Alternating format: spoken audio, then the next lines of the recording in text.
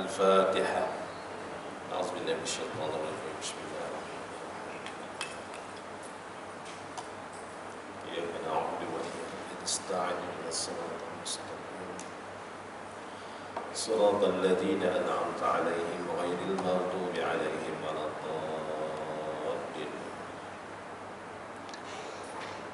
أعوذ بالله من الشيطان الرجيم. بسم الله الرحمن الرحيم. الحمد لله رب العالمين. الصلاة والسلام على رسول الله وعلى آله وصحبه أجمعين. سبحانك لا علم لنا إلا ما علمتنا إنك أنت العليم الحكيم. ولا حول ولا قوة إلا بالله العلي العظيم. اللهم افتح علينا فتوح العارفين وانشر علينا رحمتك وذكرنا ما نسينا وعلمنا ما جهلنا برحمتك يا أرحم الراحمين. رب اشرح لي صدري ويسر لي أمري واحلل عقدة من لساني يفقهوا قولي. السلام عليكم ورحمة الله وبركاته. Alhamdulillah, syukur pada Allah Subhanahu Wa Taala kerana kita dapat hadir untuk salat jemaah pada pagi ini. Alhamdulillah, kita mulakan pagi ini dengan salat berjemaah, salat subuh. Hari ini mungkin banyak penuri. Satu Ahad, insya-Allah dapat lagi pahala. Ya, hadir makan penuri. Ada tak jemputan ini? Ada orang? Saya ada dua hari ini. Satu dekat Shah Alam, satu lagi dekat Damansara Utama, Faisal Jannah Utama. Jadi menghadiri jemputan itu dapat pahala. Bukan saja dapat makan, tapi dapat pahala. Nanti saya akan sentuh sikit hadis-hadis berkaitan dengan menghadiri walimah atau jemputan kenduri. Awak ni senyap ni, tak sihat kan?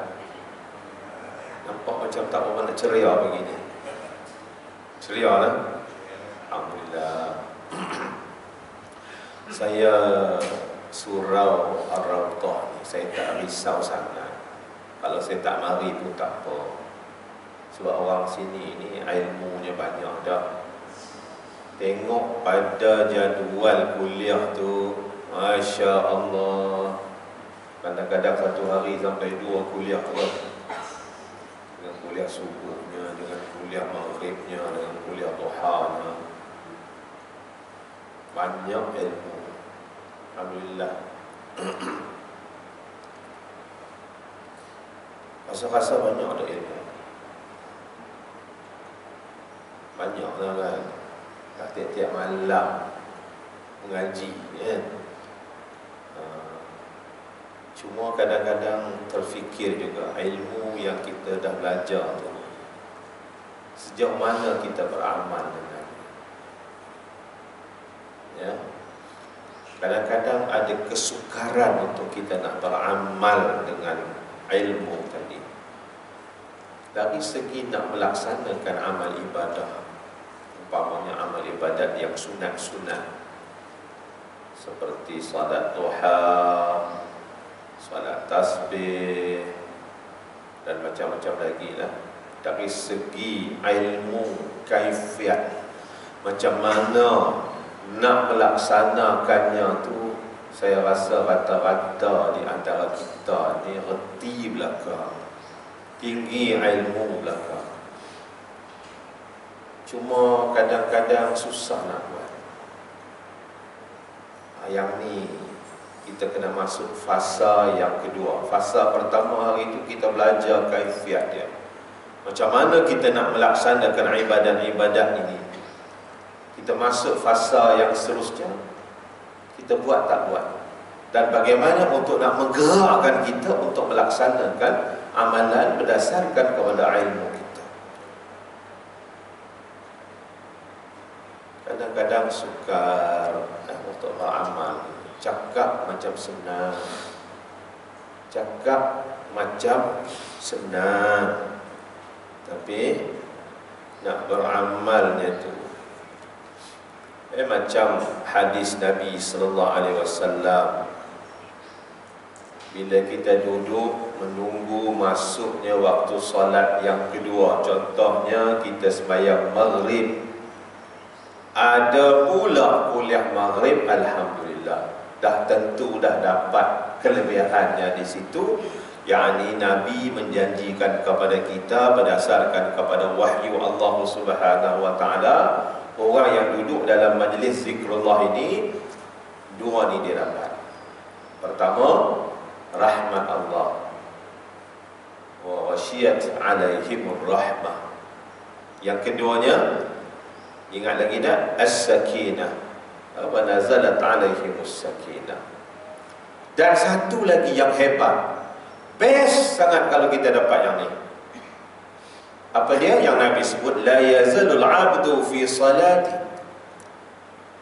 la yazalul abdu fi salatin ma kana fi musallahu yantaziru as-salata wa taqulul malaikah Allahumma ghafir lahu, Allahumma arhamhu. Nabi kata seseorang hamba Allah itu dikira dalam solat, padahal tak sembahyang pun, sedang menunggu masuknya waktu solat. Macam kuliah malam tadilah, kita dengar kuliah sementara nak tunggu masuknya waktu isyak, masing-masing menunggu waktu isyak.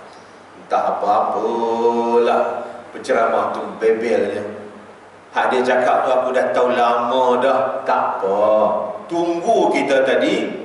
Fadilatnya apa? Seperti mana kita sedang salat.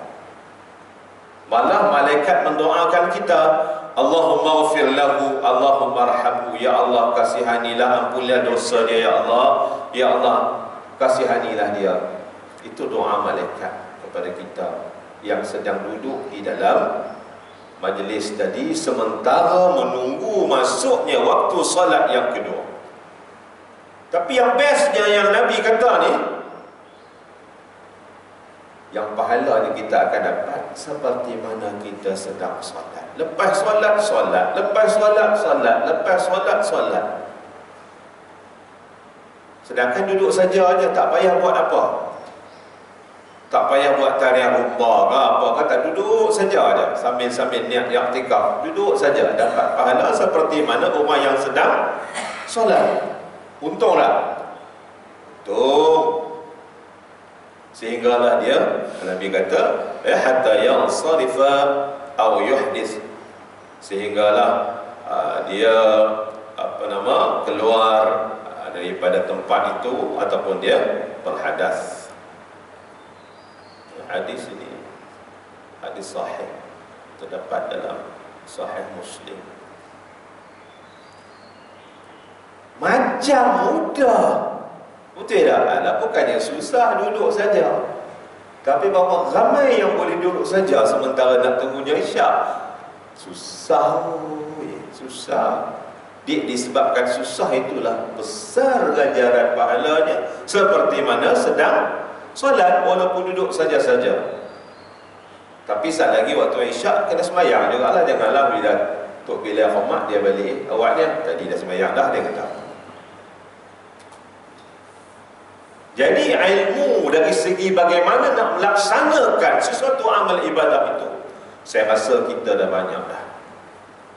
Cuma ilmu bagaimana nak menggerakkan kita untuk beramal itu yang kadang-kadang saya nak perhati, tengok. Saya tak perhati orang lain, saya nak perhati anak-anak saya. Hampa mengaji, bukan hampa tak mengaji, tapi susah sangat nak buat. Nak solat qabliyah ba'diyah tu pun jenuh kan. nak beramal dengan apa yang diturunkan, saya turunkan pada keluarga saya ijazahkan kepada mereka amalan-amalan tertentu yang saya juga bagi tahu tuan-tuan apa dia, istighfar 100, kan, tasbih 100, selawat 100. Saat lagi dia sakit perut, dia duduk ulang pergi ke tandai, duduk sekejap bangkit duduk tandai. Anak saya tu ambil masa lah 15 minit duduk sekejap, kita istighfar 100 kali. Bagi pula tasbih digital. Dia sakit perut.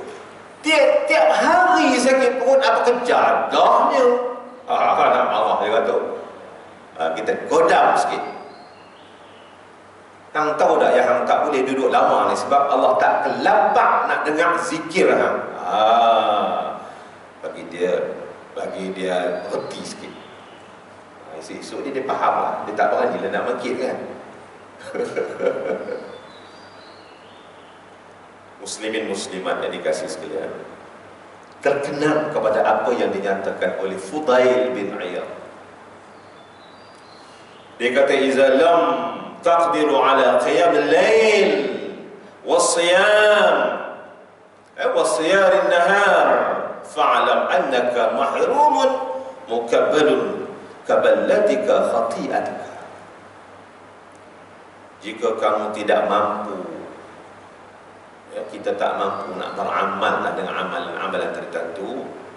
Kalau dalam pernyataan ini Fudail bin Iyad mengatakan, kalau kamu tak mampu nak bangun solat malam dan berpuasa di siang harinya, maka ketahuilah kamu terhalang dan terbelenggu dengan dosa-dosa kamu.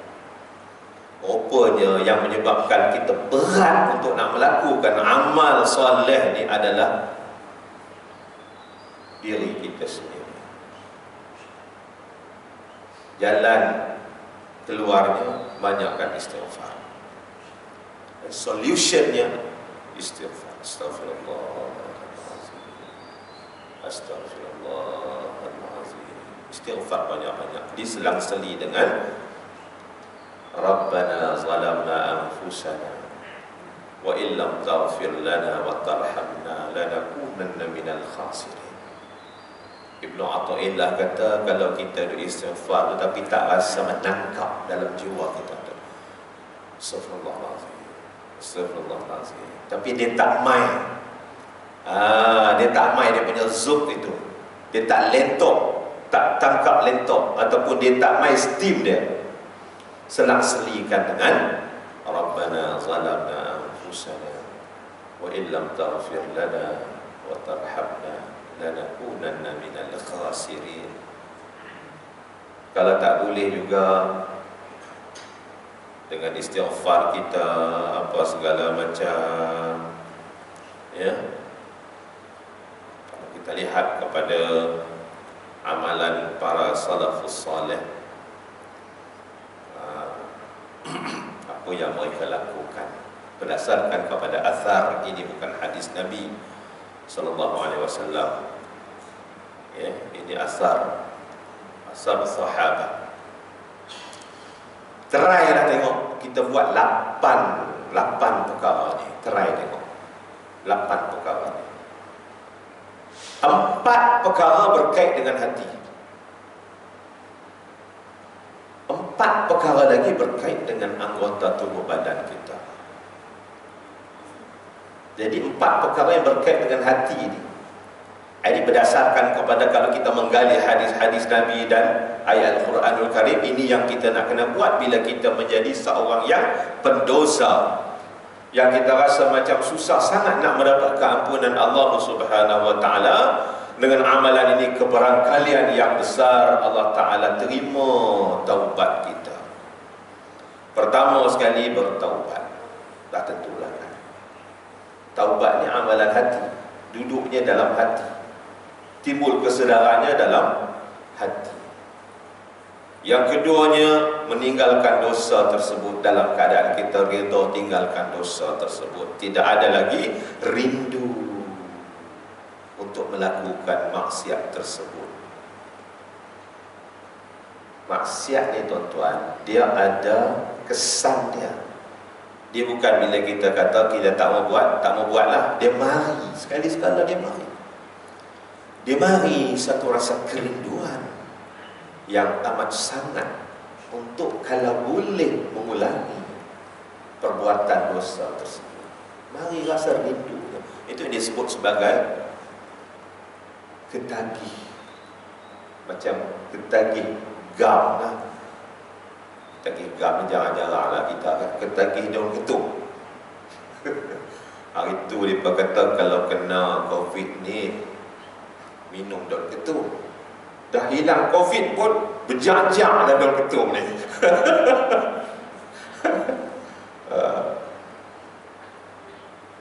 Ada lah ni, ada lah hak jenis macam tu. Tagih daun ketum, harap-harap tak ada lah. Rasakan nak berubat tu, okey lah hari tu ni ada lah mereka bagi petua. Rupanya sungguh ramai jugalah sahabat-sahabat kita kena COVID ni. Makan Panadol, telan Panadol 18 biji pun tak kebah-kebah.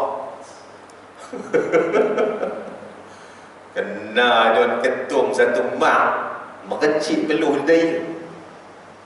Lepas tu dah lega COVID pun dia duk teruskan lagi tabiat tu, ketagih. Ya, jangan sampai ketagih lah. Dosa maksiat kepada Allah ni ada istirahat dia, ada ketagihan dia. Maka buatlah keempat perkara ini, iaitulah pertama bertaubat, yang kedua meninggalkan terus dosa tersebut, yang tiganya takutkan siksaan Allah. Siksaan Allah sangat dahsyat, tak kena di dunia akhirat dah tentu dah kalau tidak bertaubat. Hak kita buat ni seronoknya sekejap saja, tapi sangsaranya selama-lamanya. Mungkin kalau kita buat rajin beramal ibadah, letihnya sementara sahaja, tetapi kebahagiaannya kekal selama-lamanya. Pilihlah yang mana yang kita nak. Seronok melakukan maksiat, keseronokan itu hanya bersifat sementara, tapi kesengsaraan yang akan diterima kekal selama-lamanya. Dan sebaliknya, amal ibadat yang kita buat memang meletihkan. Salat rawatib ni tak ramai yang suka, tapi letih sekejap, dia punya kebahagiaan dia selama-lamanya. Yang ketiganya takutkan siksaan Allah, dan yang keempat mengharap keampunan Allah. Ini amalan hati. Amalan hati disusuli dengan amalan tubuh badan, anggota tubuh badan kita. Ini bukan berdasarkan hadis, ini berdasarkan kepada asar yang sudah tentulah mereka mengambil falsafah daripada hadis Nabi ataupun daripada ayat-ayat Al-Quran. Salat 2 rakaat, salat taubat 2 rakaat. Yang keduanya selepas salat istighfar. Ambil pedoman Rasulullah sallallahu alaihi wasallam, istighfar 70 kali. Ataupun istighfarlah 100 kali, upgrade sikit kita punya amalan. Ya. Dan kemudian bertasbih. Berdasarkan kepada hadis Nabi sallallahu alaihi wasallam, tasbih ini seelok-eloknya 100 kali. Subhanallah wa bihamdihi subhanallahil azim, ataupun subhanallahil azim wa bihamdihi. Itu yang kedua. Pertama salat 2 rakaat, yang kedua bertasbih, yang ketiga bersedekah. Sebab berdasarkan hadis-hadis Nabi, sedekah juga boleh memadamkan kemurkaan Allah kepada kita. Maknanya Allah Ta'ala murka kita buat dosa, dan dosa kita diampunkan kerana sedekah. Dan yang keempatnya berpuasa. Berpuasa sehari, tambah-tambah dalam bulan Sya'ban. Kita ni hari ni berapa bulan Sya'ban dah? Cuba jawab. Siapa boleh jawab, angkat tangan, nak bagi hadiah. Muslimat jawab tadi berapa bulan? Betul ya kot noh. Betul ya kot. Mana? Tapi saya nak bagi hadiah, ada janji gitu. Hadiah ni saya bagi hadiah ni orang putih panggil toys. Permainan, tetapi permainan orang bertakwa nak sambut Ramadan dan menjelang Ramadan. Tasbih. Tolong bagi dekat muslimat kat belakang. Tolong bagi sekejap. Ambil aja. Ni banyak ni berlambak-lambak ni saja bawa nak buat hadiah. Nak color apa? Berjeremia ada, purple ada, putih ada, merah ada. Tolong ambil. Okey. Cuba tengoklah. Cuba tengok. Apa dia? Salat 2 rakaat. Apa dia? Istighfar, astaghfirullahalazim. Tu dah bagi tasbih, istighfar. Sambil-sambil nak apa nama sidai kain 200 boleh istighfar. Pakai ni kat jari nombor 3 ni. Tek. Sambil-sambil duk belentiak anak pun boleh istighfar kan. Jadikan budaya dalam kehidupan, kebiasaan dalam kehidupan kita bertasbih, bertahmid, bertahlil, bersedekah, dan yang keempatnya berpuasa. Muslimin muslimat yang dikasihi sekalian, kita baru saja seminggu lebih sikit meninggalkan bulan Rejab, bulan yang istimewa. Bulan Rejab ni termasuk dalam bulan haram. Bulan haram ada berapa bulan? Pandai. Ini yang payah aku nak main mengajar tadi. Pandai-pandai belakang. Bulan haram ada 4 bulan. Cuba sebut.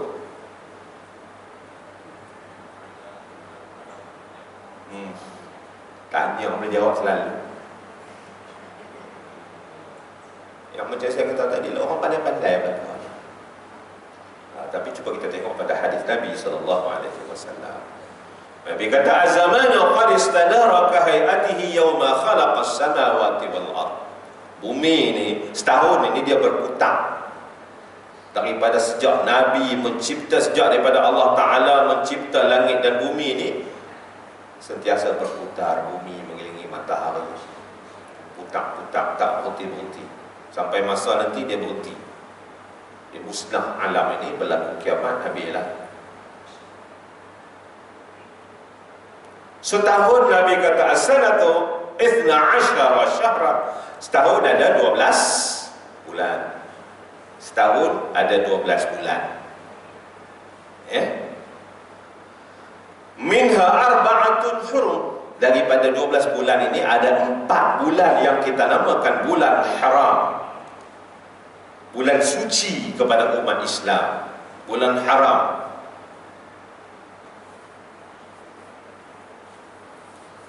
Salasatun mutawaliyatun, Zulqa'dah wa Zulhijjah wa Muharram. 3 bulan dia berturutan, 3 bulan ni. Apa dia? Zulqa'dah, Zulhijjah, Muharram.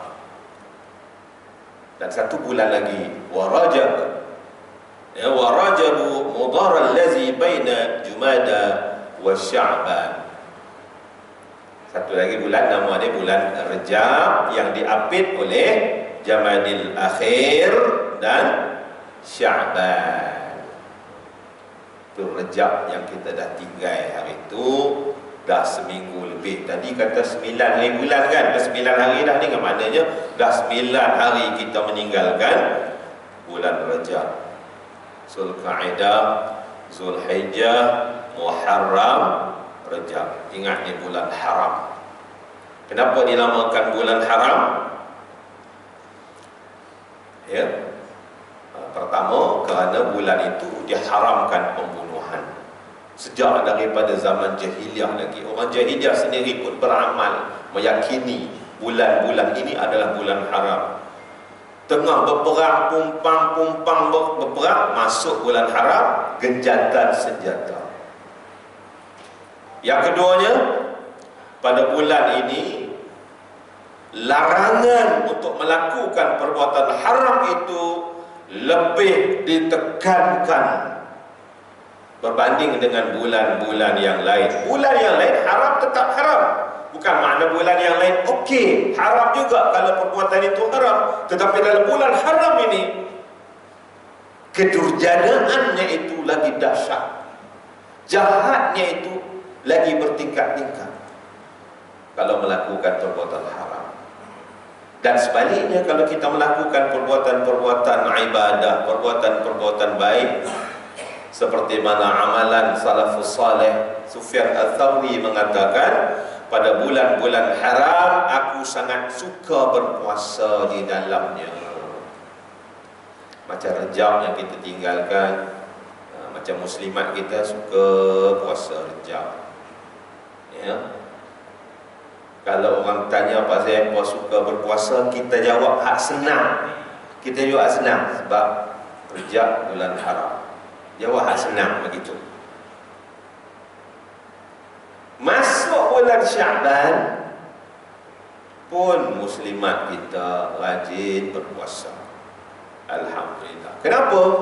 Mengikut contoh Rasulullah sallallahu alaihi wasallam. Ya, Rasulullah sallallahu alaihi wasallam berpuasa dalam bulan Syaban. Hadis daripada Usamah bin Zaid radhiyallahu an, di mana dia berkata, wahai Rasulullah, aku tak pernah tengok engkau berpuasa dalam satu bulan sebagaimana engkau berpuasa dalam bulan Syaban. Jadi sahabat ni duk tengok Nabi berpuasa banyak dalam bulan Syaban. Lalu Nabi bagi tahu, ya qala Nabi, zalika syahrun yaghfulun nasu anhu baina Rajab wa Ramadan. Bulan itu adalah bulan yang manusia terlupa, manusia lalai, sebab dia duduk di antara dua bulan yang hebat, iaitu Rajab dan Ramadan. Kita nak sebut Ramadan tak lama dah. Oi, orang sini untung dekat dengan nilai, pergi beli kapet, beli langsir kan. Kalau mari raya orang kau ni, ya Allah, kapet terbenam buku lali, dah dekat dengan nilai kan. Kalau kau belah saya tu hari raya, apa ni, bentang plastik je lah, RM45. Orang kau ni tu dia hebat je. Wa huwa syahrun, dengar baik-baik, dengar baik-baik. Wa huwa syahrun turfa'u fihi al-a'mal, kata Nabi, ya. Wa huwa syahrun turfa'u fihi al-a'malu ila rabbil alamin, iaitu bulan di mana diangkat amalan-amalan hamba Allah ini kepada Rabbil Alamin, kepada Allah Tuhan kita, Allah Subhanahu wa ta'ala. Dan Nabi sambung lagi, fa uhibbu an yurfa'a amali wa ana sha'im. Ini yang kita contoh Nabi ni. Nabi kata apa?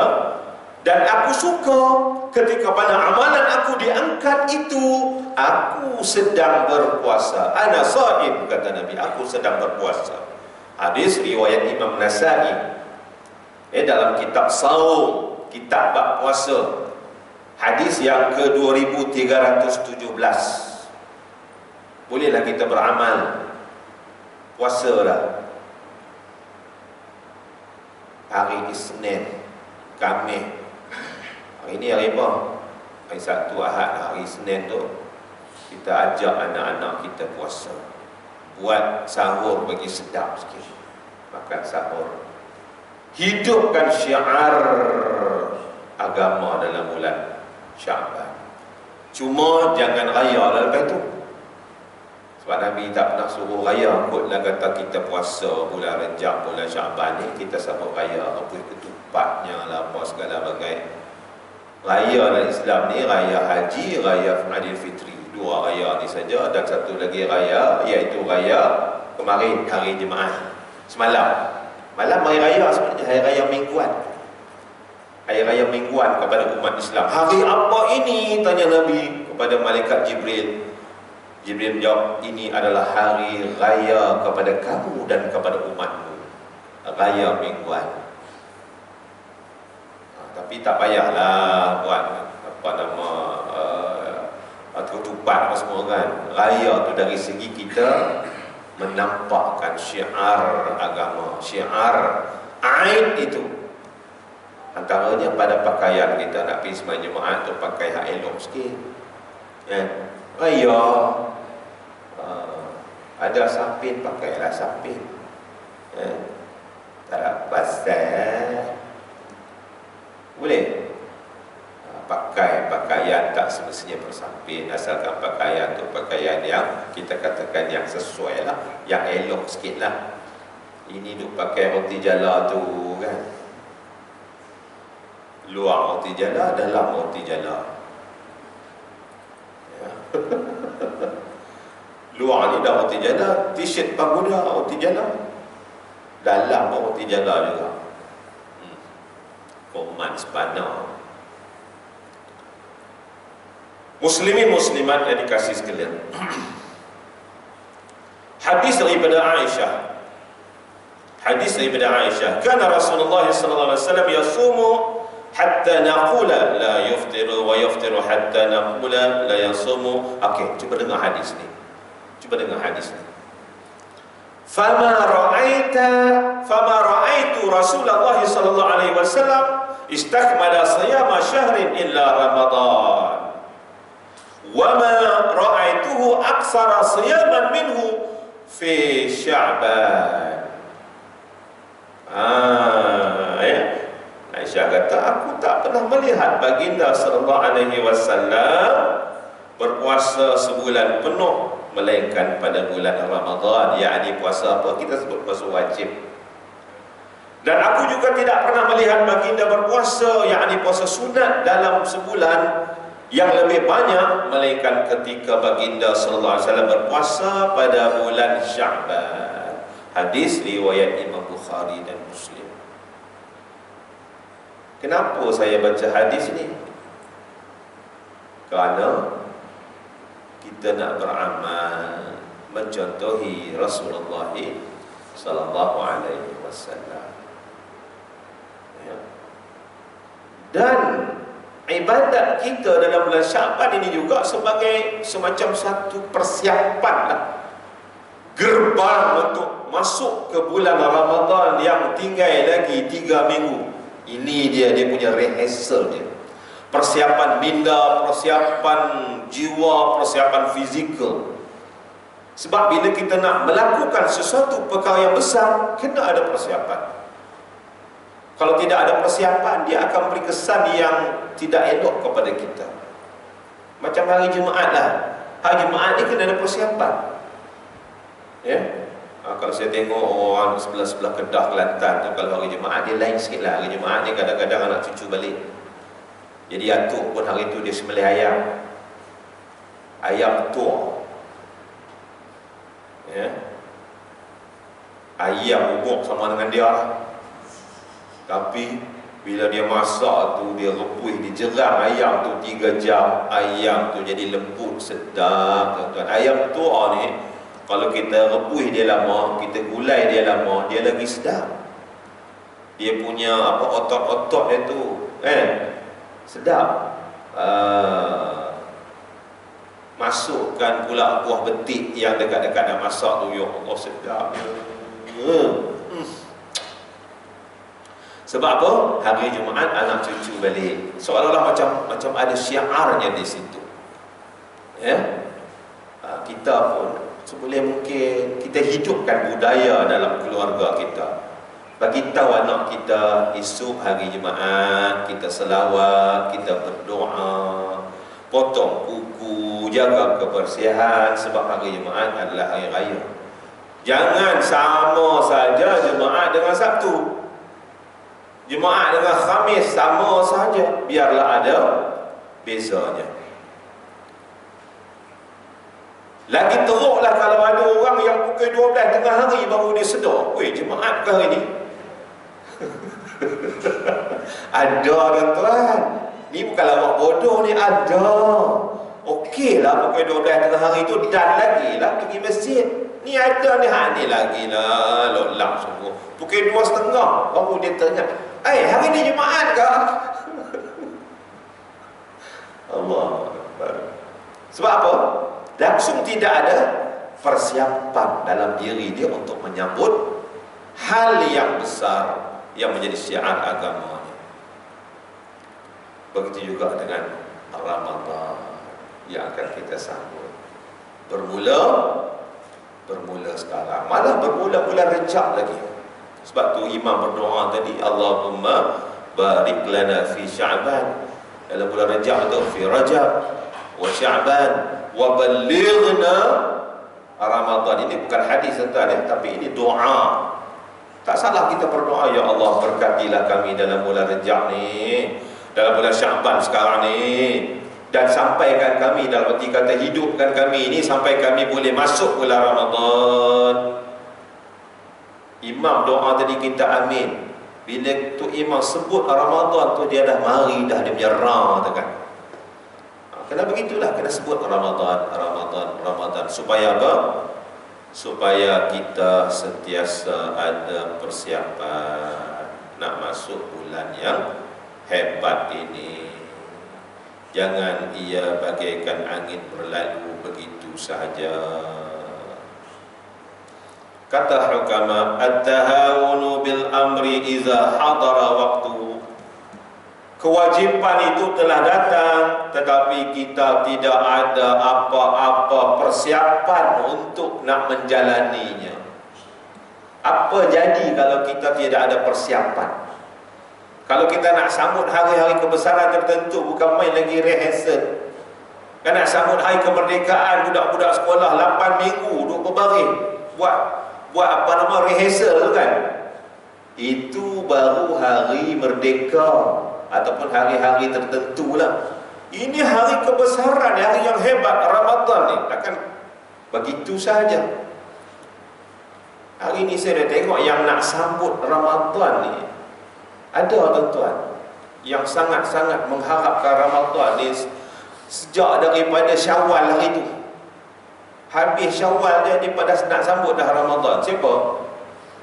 Peniaga bazar Ramadan. Dulu ni kalau meniaga bazar Ramadan, kalau dapat kat Masjid India tu 20 kali 20 kaki tu 40,000 punya sewa tu, tak apa 40,000 pun. Sebab apa? Dia punya untung, dia boleh makan setahun kan? Sebab apa? Untung. Tapi untung itu untung dari segi dunia kita lah. Hak akhirat ni, ya Allah, lebih hebat lagi daripada bazar Ramadan, warung Ramadan tadi, apa nama dia orang sebut tu, apa, pasar Ramadan tu. Maka kita kena bersiap sedia untuk menjalaninya.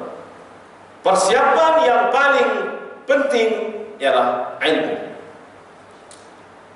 Cari balik kitab-kitab lama, kitab-kitab lama pula, kitab-kitab fiqh, buka balik bab Ramadan, bab puasa Ramadan, perkara-perkara yang sunat, perkara-perkara yang makruh, perkara-perkara boleh batalkan puasa, buka balik. Persiapan dalam keluarga kita. Malah bagi keluarga yang ada dia biasa dengan majlis taklim tu, atuk ataupun apa, jadi sekali-sekala semayang anak beranak, buat majlis ni. Okey, hari ini kita tengok bab saum, bab puasa bulan Ramadan. Turunkan ilmu kepada anak cucu kita. Sebenarnya kita sendiri pun bukan reti sangat, lupa. Jadi bila kita sama-sama murajaah balik dengan anak-anak cucu kita tu, kita akan masuk Ramadan dengan penuh ilmu. Sebab kalau tidak ada ilmu dibimbangi akan berlaku kerosakan, seperti mana kata Umar bin Abdul Aziz, man abadallaha bighairi ilmin kana ma yufsidu aktsara mimma yuslih. Sesiapa yang beribadah kepada Allah tanpa ilmu, maka dia akan membuat banyak kerosakan daripada mendatangkan kebaikan. Untunglah ya bagi orang yang ada persiapan. Okey, seminit lagi. Persiapan seterusnya, persiapan yang kedua apa dia? Perbanyakkan taubat. Perbanyakkan taubat. Sebab kita nak masuk bulan yang suci, bulan yang mulia, bulan yang penuh dengan barakah, bulan yang penuh dengan rahmat. Jangan kita masuk bagaikan angin berlalu begitu saja, tapi masuk dalam keadaan ada persiapan kita. Sejak daripada awal lagi ni kita dah mula bentuk hati kita ni supaya menjadi hati yang lembut dengan istighfar banyak-banyak. Astaghfirullahalazim. Ini adalah persiapan Ramadan kita. Taubat banyak-banyak, perbanyakkan taubat. Nak kahwin pun istighfar. Suruh pengantin istighfar. Istighfar. Astaghfirullahalazim. Pengantin kan istighfar sebab ada satu benda, hal yang besar yang akan berlaku sekejap lagi, iaitu akad nikah kan. Jadi bersihkan dulu hati itu. Itu dia. Dan antaranya lagi yang kita nak kena buat ini ialah apa saja amal ibadah kita mulakan, terutama Quran. Baca Quran bermula bulan Syaban ni. Kalau hati ni lambat khatam tu, mula sekarang ni.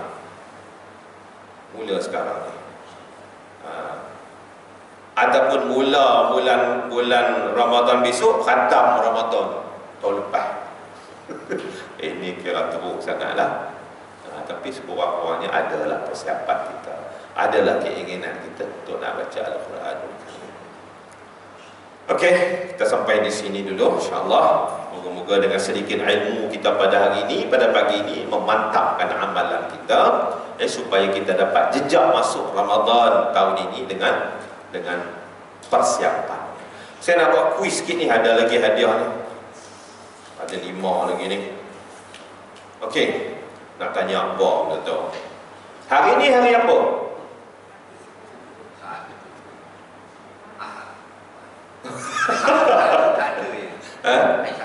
Hari Sabtu. Betul Mana nak bagi hadiah? Nak warna apa? Ambil, pilih. Ikut ustaz lah, apa apa. Kita hijau, nak hijau. Tu dia. Hijau ni payah cari, ada satu tu je. Merah banyak kan? Dah dapat tu kena amal lah. Alhamdulillah. Ya. Kawan kita beramal, saya dapat sama. Share, kongsi. Lagi-lagi nak tanya apa ni? Ni sebelum kita masuk Ramadan, apa yang kita nak buat? Cuba habang satu. Persiapan Ramadan tadi? Ya? Siapa jawab? Apa dia? Nak masuk Ramadan ni? Istighfar banyak-banyak. Siapa jawab ni? Istighfar kan? Nah, mate.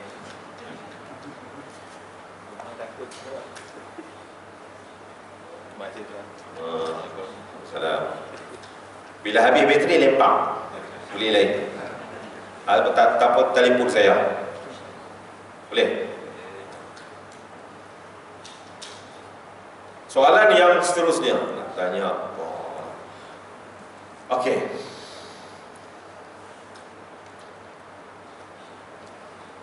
Sebutkan satu daripada bulan haram.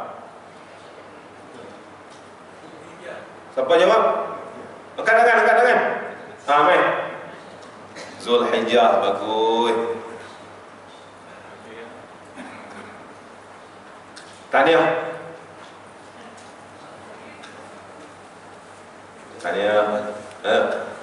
betul lah tu. Ada setengah jawab Januari, Februari memang salah lah. Semalam pun saya buat kuis lah. Tapi saya serius lah. Malam tadi saya buat serius. Saya tanya, sebutkan bulan haram. Ada yang sebut Ramadan. Sebab dia ingat Ramadan tu kan. Ramadan tu memang bulan yang hebat, tapi dia tak tergolong dalam bulan haram. Okey, satu lagi nak tanya.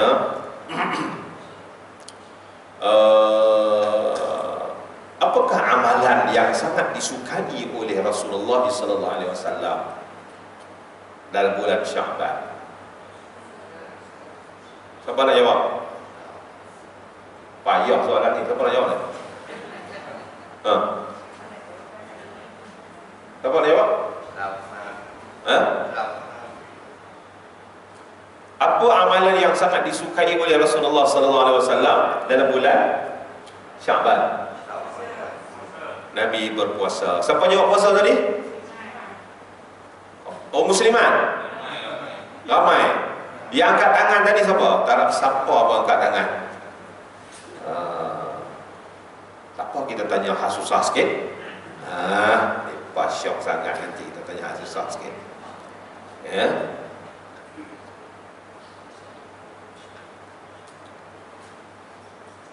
Cari hal susah ni.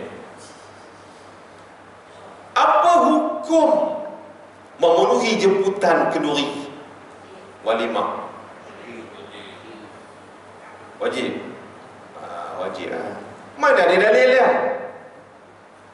Mana dalil dia?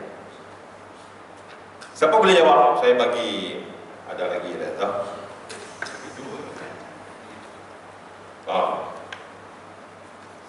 Satu lagi. Mana dia dalil dia yang mengatakan wajib menghadiri jemputan tadi?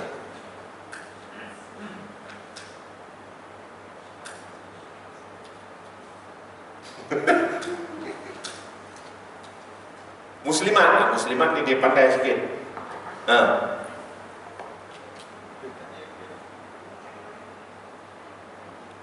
Apa dia? Mana dalil dia? Siapa nak jawab? Okey, saya nak tolong jawab bagi pihak. Siapa ni saya nak jawab? Bilal ada sini, Bilal. Saya jawab bagi pihak Bilal. Dalilnya ialah hadis Nabi. Terkena apa pada muka. Silakan. Tolong jawab. Kita orang awam ni kita tak hafal hadis, tapi kita tahu berdasarkan kepada hadis Nabi. Selesailah masalah. Kalau jawab gitu okey lah tu. Tanya. Okey. Subhanakallahumma wa bihamdika asyhadu an la ilaha illa anta wa nastaghfiruka wa natubu ilaik. Bismillahirrahmanirrahim. Wal 'asr innal insana lafi khusr illa allazina amanu wa 'amilus solihati wa tawassaw bil haqqi wa tawassaw bis sabr. Assalamualaikum warahmatullahi wabarakatuh.